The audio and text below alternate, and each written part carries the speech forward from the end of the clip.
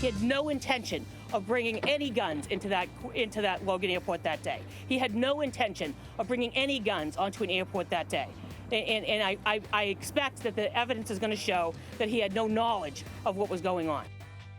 Well, Jack Jones's lawyer, Rosemary Scarpicchio, certainly earning her paycheck. The Suffolk County District Attorney is dropping all weapons charges against the Patriots cornerback. Jones was charged with carrying 2 loaded guns in his carry-on luggage at Logan Airport back in June. Jones has agreed to 1 year of pretrial probation and community service for an airport security violation. Scarpicchio says her client is, quote, grateful to have the case resolved and is looking forward to playing football. Here is an excerpt from the district attorney. The Commonwealth states that consistent with its standard review in all cases, it has thoroughly reviewed all the evidence in this case and determined that it cannot be proven beyond a reasonable doubt that Mr. Jones had knowledge that he possessed the firearms in his bag at the time of the incident. Or for more on how this affects the Patriots directly, let's bring in Tommy Curran, Tom Giles, and Phil Perry.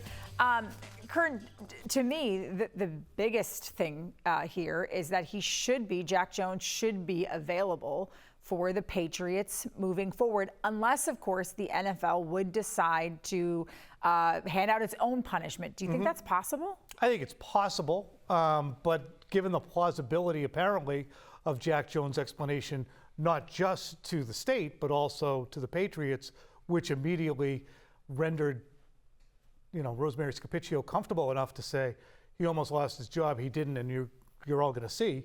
I think maybe the NFL would be cowed as well. It's interesting. I talked to Greg Hennings, a former Suffolk County prosecutor, and he said the best defense for Jack Jones was the strength of the case. Nobody is going to show up at an airport with knowledge that they have guns in their bag. So apparently the defense is that he just didn't know, and you can't be prosecuted. And the intent matters here, right? That's why Rosemary Scarpicchio used that word as often as she did outside the East Boston courthouse that day. He had no intent to bring guns into the airport that day. That clearly mattered here. And so Jack Jones's absent-mindedness came in handy, apparently, if that's what it was. Because you can't, if you're looking at someone who is employed and who, even though he has had issues in his past, is able to keep a job at a pretty strict place, you look at him and say, well, he's not so stupid to bring guns to an airport, right? Well, no, nobody's that stupid. Okay, well then, essentially, the charges have been dropped. I talked to someone who's very familiar with the Quinnen Williams gun case that happened a couple of years ago in New York, and it ends up playing out pretty similarly. Williams was more out front with, I have guns in my bag, I forgot to take them out, essentially is what it sounds like.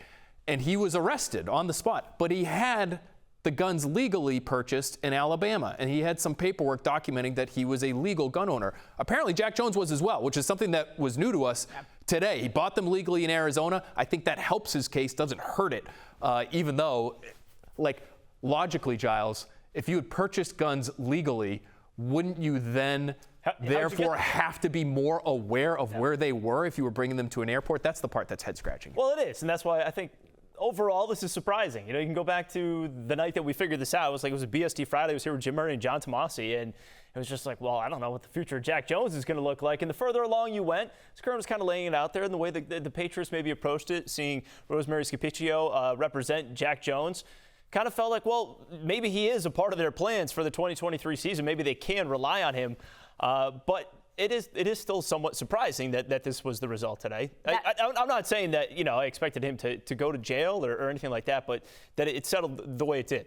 Yeah, it certainly settled, I think, in Jack Jones's favor, obviously the Patriots' favor. But something you said, the Patriots, it seems like they feel like they can rely on him. And I do wonder, Giles, how much can they rely on him? And let's not take this incident in a vacuum, but going back to the issues he had in college.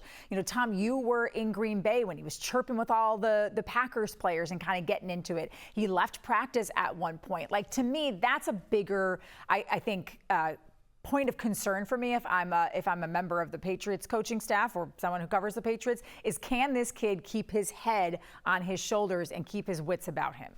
Devin McCourty, who we all trust implicitly, both his knowledge and his honesty, says he's a good kid. He really is.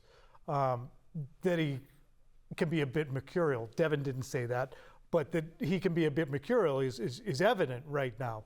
So whether it's walking out of practice, being extremely vocal and aggressive during a inter-squad scrimmage, having an assault while at Arizona State, or at least a fight with a teammate that resulted in an issue, or being arrested for a robbery at a Panda Express, he seems to make a lot of hair-trigger decisions. So he's going to have to button that up. I still think if I'm the New England Patriots, I'm curious as to, well, why do you feel compelled to be involved with guns to an extent where it might find its way into your luggage, legal gun order or not, high-capacity magazines, et cetera. I think that has to, this day and age, set off an alarm bell. And it is a reality in the NFL and other professional sports Absolutely. that these guys feel as though they need protection regardless of where they are, whether it's home or at work. So I'm sure they are wrestling with that, and it's just sort of the nature of professional sports, but the NFL in particular. Sometimes you have to depend on guys who are simply not all that dependable. We've seen it here in the past. Josh Gordon, very different sorts of issues, but he was so gifted, so talented at a position where they really needed him. They knew they couldn't necessarily depend on him to be the guy that they ideally would like all their players to be, but they hired him anyway, and they used him as often as they could because of the physical skill set that he had. I think the same is true here with Jack Jones. The one last thing I'll say about this, because you asked about the suspension, is, we'll see. It's just, you look at some of the suspensions that the NFL handed out this year, and Nicholas Petit-Frere gets 6 games for betting on non-NFL games just because he was at the Titans facility. They're kind of a little bit all over the map, so I don't really know where they go from there. Yeah, it'll be interesting too, even like just in-house how the Patriots handle any discipline with him.